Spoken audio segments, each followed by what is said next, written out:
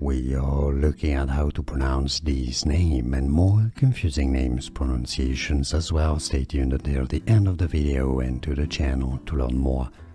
Hungarian masculine given name Zsolt in Hungarian, Zsolt in English, rather say it as Zsolt. So it's a Z sound, not an S or Z, Zsolt. We are looking at how to pronounce these names and more confusing names pronunciations as well. Stay tuned until the end of the video and to the channel to learn more. Hungarian masculine given name Zsolt in Hungarian, Zsolt in English, rather say it as Zsolt.